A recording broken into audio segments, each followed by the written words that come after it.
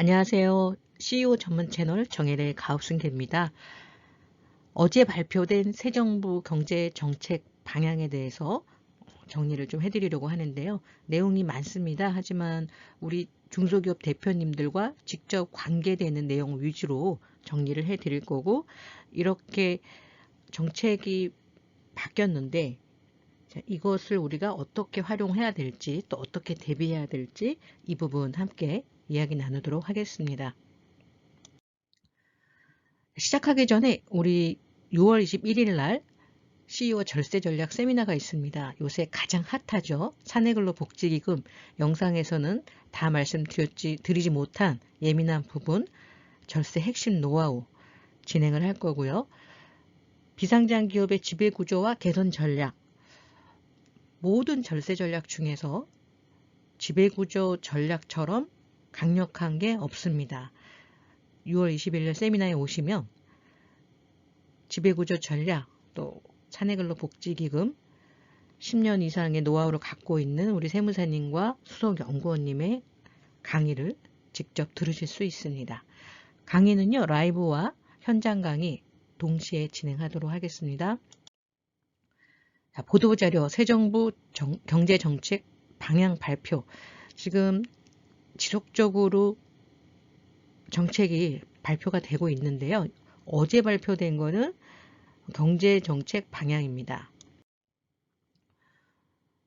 자, 썸네일에서도 보여드렸던 것처럼 CEO 형벌을 과징금으로 낮춘다. 또 가업 상속 때 세금 유예한다. 이게 좀 주요 내용이었어요. 기업의 경영활동을 위축시키는 법적 불확실성 신속히 해소한다. 경제형벌 규정에 대해서 조정을 한다고 하고요.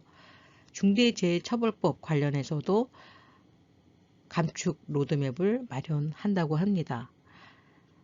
전 세계적으로 기업인에게 경제형벌을 내리는 규정이 있는 나라가 거의 없다고 하더라고요. 이런 불합리한 제도는 빨리 수정을 해야 되는 것이 맞다고 봅니다. 법인세는 최고지금 25%인데 22%로, 종부세는 11억 초과되는 주택부터였는데 14억으로 조금 높였습니다. 상속세 완화 검토, 이것은 뭐 어제 발표한 건 아니지만요. 이번에 정책에 나왔던 내용이라서 다시 한번 검토하도록 하겠습니다.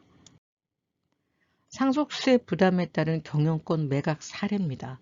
유니더스, 37, 요진건설, 락앤락 등 많은 회사들이 상속세에 대한 부담으로 기업의 승계가 이루어지지 않고 매각이 됐던 사례지요.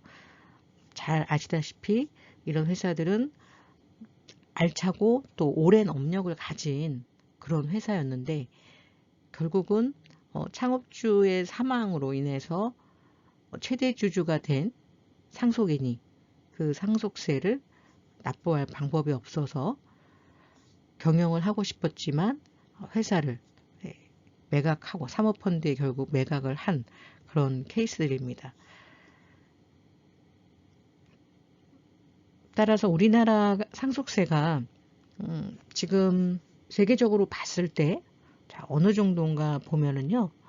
지금 보시는 것처럼 벨기에, 프랑스, 일본, 한국, 독일, 영국, 미국 이렇게 표시를 좀 했는데요. 자, 벨기에 같은 경우 30%, 프랑스 45%, 일본 55%, 한국 50%, 독일 30%, 영국 40%, 미국 40%, 네덜란드 20%. 자, 요렇게 돼 있는데 사실 한국이 50%지만 지금 영상을 시청하시는 대표님 같이 비상장 주식을 갖고 있는 분들은 이 대주주 같은 경우에 비상장 주식 대주주 할증을 하게 되면 50%가 아니라 60%가 육박하거든요. 이러면 세계에서 가장 상속세가 높은 나라 대한민국이 되는 거죠. 자, 이런 불합리한 상속세는 개정을 해야 돼서 많은 경제 전문가들이 상속세 개편이 필요하다라는 의견이 계속 나오고 있죠. 그래서 요번에 윤 정부에서도 이 부분에 대해서 반영을 하겠다라고 했고 얼마 전에 이제 지금 개편을 하고 있다라고 발표를 했죠.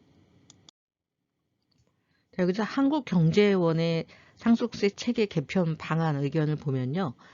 현재 1억 원 이하는 10%고요. 1억 초과 5억 원까지는 20%입니다.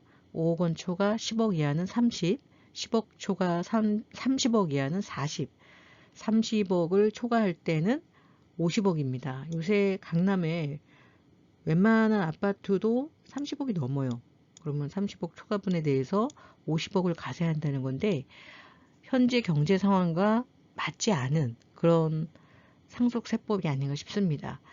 자, 이것에 대해서 한국경제연구원은 자, 어떻게 개편 방안을 제안을 했냐면 10억 원까지는 10%, 네, 10억 원까지는 그리고 10억 원 초과 30억 이하는 20%, 30억 초과는 30%, 이렇게 개편안을 내어 놓았는데 물론 이제 국가에서 지금 개편안을 준비하고 있다고 하는데 이런 경제 전문가들의 의견을 적극적으로 반영을 해서 좀 합리적인 상속세율을 가져가야 되지 않을까. 개편 방안 나왔던 것 중에서 유산세, 현재 유산세를 유산취득세 방식으로 변경을 해야 된다라는 의견이 있었습니다. 자, 유산세는 사망이 발생을 하면 그 사망인의 전체 자산을 합산을 하고 거기에 따른 누진세율을 적용을 합니다. 그런데 유산취득세는 돌아가신 분 기준이 아니라 받는 분 기준으로 받는 사람 걸로 세율, 누진세율을 세금을 내거든요. 실제 비교한 자료를 보도록 하겠습니다. 상속재산이 100억 원이 있다면 그리고 받을 사람이 3명이 똑같이 받는다고 하면 기존의 유산세로 세금을 내게 되면 100억에 대한 30억 초과 50%를 적용해서 세금이 총 42억 9천만 원이 나와요. 그럼 1인당 14억 3천이겠죠? 그런데 유산 취득세를 적용을 하면요. 100억을 하는 게 아니라 이 상속재산 100억에서 33.3억씩 나눠지겠죠. 예, 그러면 한 사람당 9억 7천이라는 세금을 내게 되고요. 3명 거를 다 합하게 되면 29억 2천만 원이 됩니다. 기존 방법으로 하면 42억 9천인데 유산취득세 방식으로 세금을 계산하면 29억 2천, 절감되는 세금이 총 13억 원 정도 됩니다.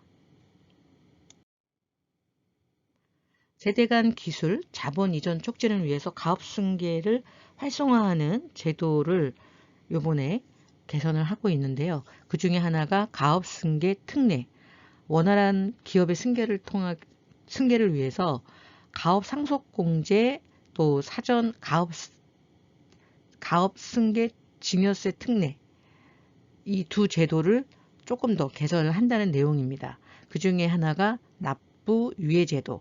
자, 납부유예제도는요. 말 그대로 납부할 것을 밀어준다는 거잖아요. 기존의 상속세는 상속이 발생을 하면 6개월 안에 납부를 해야 합니다. 그런데 이 납부유예는 일정 요건을 갖춘 가업 승계를 받은 상속인에 대해서는 그 승계받은 회사를 받는 순간 세금을 내는 게 아니라 그 받은 회사의 주식을 양도하거나 아니면 다시 또 상속이 일어나거나 증여를 할 때 그때 세금을 낸다는 거예요. 다른 건 모르겠는데 일단 돌아가실 당시에는 현금이 없는데 세금을 내는 게 너무 어렵죠. 근데 이 회사를 만약에 매각을 한다라고 하면 돈이 생기죠. 그러면 차익에 대해서 세금을 낼 수 있겠죠. 그래서 납부유예 제도는 지금 선진국에서 많이 채택하고 있는 제도고요.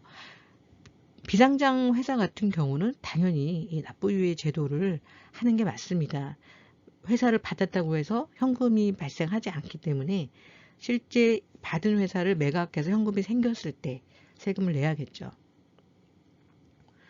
자, 대상기업 매출의 기준을 2배 이상 대폭 확대하겠다. 기존에 4천억까지 가업 상속공제를 받을 수 있었는데 이제 1조까지 하겠다라는 거고요. 좋은 소식이 또 있네요. 사후관리 기간을 축소하겠다. 네. 7년, 그러니까 예전에 10년이었다가 7년으로 줄은 지가 몇 년 안 됐는데 5년이면 심리적인 부담은 훨씬 적은 것 같아요. 그래서 상속공제를 받더라도 어떻게 5년 정도는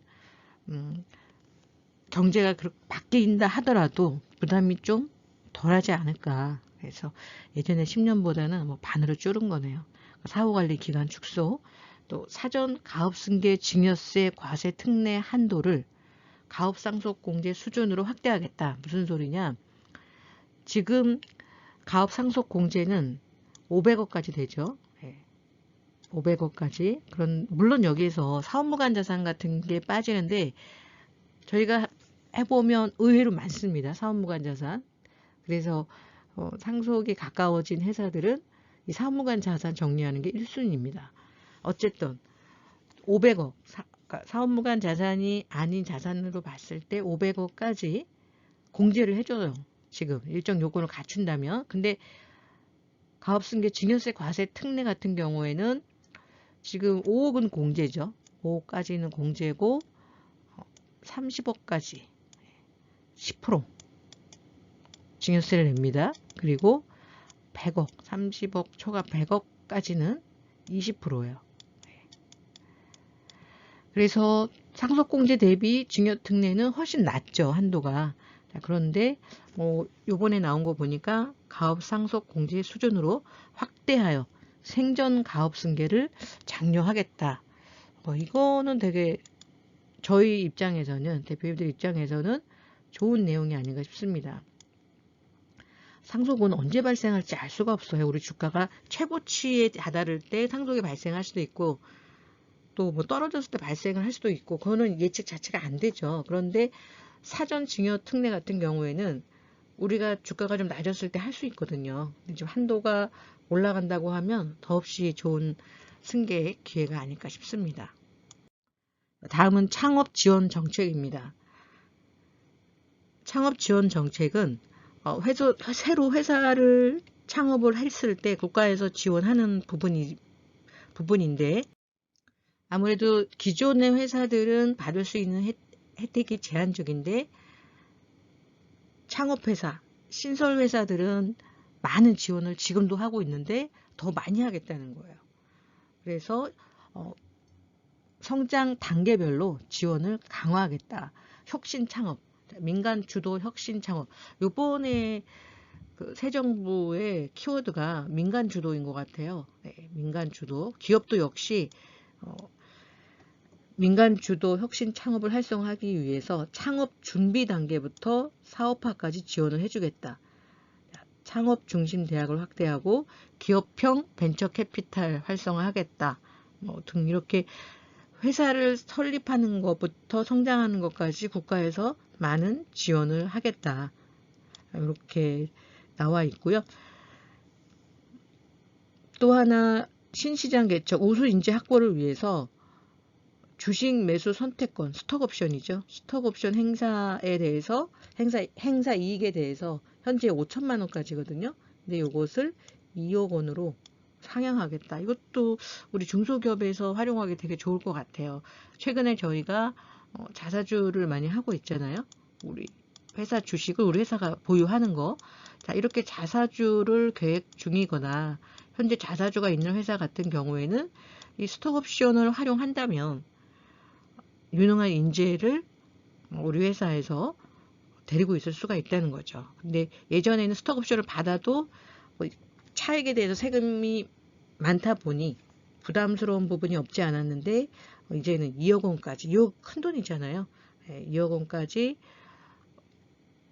우리 회사 스톡옵션을 받은 직원들이 내가 스톡옵션을 받으면 이게 올라서 2억 원이 되면 세금 하나도 안 내고 2억 원을 내 걸로 할 수 있다. 이건 굉장히 큰 메리트가 아닐까 싶습니다. 비상장 중소기업에서 가장 중요한 게 지분 전략입니다. 제가 새 정부 정책 방향을 얘기하다가 왜 갑자기 지분 전략 이야기를 하느냐. 앞에 나온 모든 정책들이 좋아진 것도 있기는 있지만 우리가 자산을 다음 세대에 이전하는 과정에서 발생하는 세금이 이 바뀐 정책 갖고서 커버하기가 사실은 어렵습니다. 약간의 도움은 될 것 같지만 결국은 과도한 세금으로 부담이 클 수밖에 없어요. 그러면 원천적으로 그 과도한 세금을 대비하는 거는 지분 전략밖에 없어요. 구조적으로 우리 회사가 지분을 어떻게 가져가느냐에 따라서 나중에 발생한 세금을 10분의 1, 그 이상까지도 줄일 수가 있습니다. 정현의 가업승계에서는 6월 21일 날 중소기업 맞춤형 지배구조 전략 노하우를 세미나로 진행을 합니다. 또 요새 가장 핫한 사장님과 임직원이 상생할 수 있는 사내근로복지기금. 사실 방송에서 다 하기는 어렵습니다. 물론 세미나에서도 다 할 수는 없겠지만 방송에서 다루지 못했던 절세 노하우, 꼭 알려드리고 싶은 절세 노하우가 있어요. 근데 방송에서는 이야기하기가 조금 어려운 부분이 있어서 이번 세미나에서 우리 김간호 세무사님이 사내근로복지기금을 활용한 상생 전략 말씀드릴 거고요. 최근에 이 사내근로복지기금을 활용한 가업승계를 많이들 하고 있으세요. 만족도도 굉장히 높고 아마 대표님이 생각하고 계셨던 승계에 대한 세금이 상상 이상 절감하는 그런 솔루션을 아마 받아볼 수 있으실 거예요. 자, 자리가 많지 않으니까 영상 하단에 설명문에 세미나 신청하기 선착순으로 신청 받고 있습니다. 감사합니다.